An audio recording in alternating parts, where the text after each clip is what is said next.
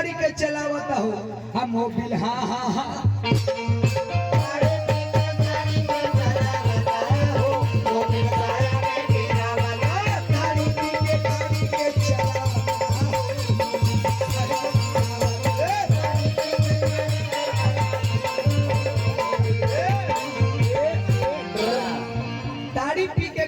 चलावता हो मोबिल हाँ हाँ हाँ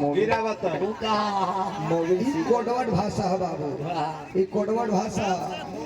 लेकिन हमनी के कहे के बाद बड़ी हम आज से 4 साल पहले चिन्नारी भाई एगो होली डोले रहनी है ध्यान दी है होली ऐसा चीज है भैया जो होली में हर एक चीज अपन जोड़ा खोजेला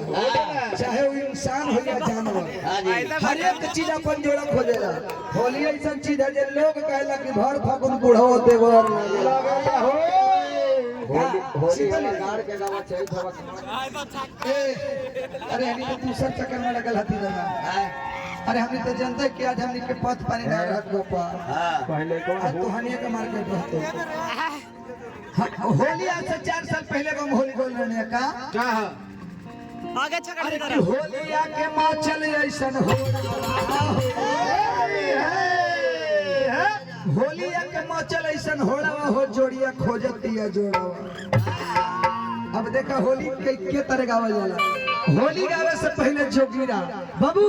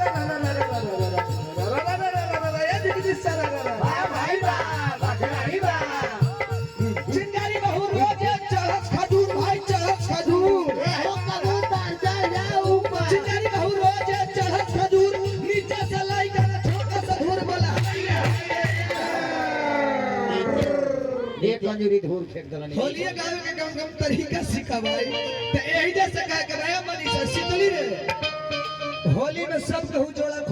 खोजेला चाहे वो माल मवासी हो चाहे हमनी दोनों है हां चाहे तो बार की होली आके मां चले ऐसा हो तू ठेक मत हमरा तू ठेके थे तो गरम हो जाई था कौन चीज मियाज हमर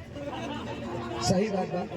तू ठेका है तने कुछ होवा है तने ओकर पीवा के हंसाओ न तने पीवा हमरा मन करत अभी पीवा के बात ठीक लागल पीवा के मारा टेस्ट फरमे का तू जा अरे की होली आके मां चले ऐसन हो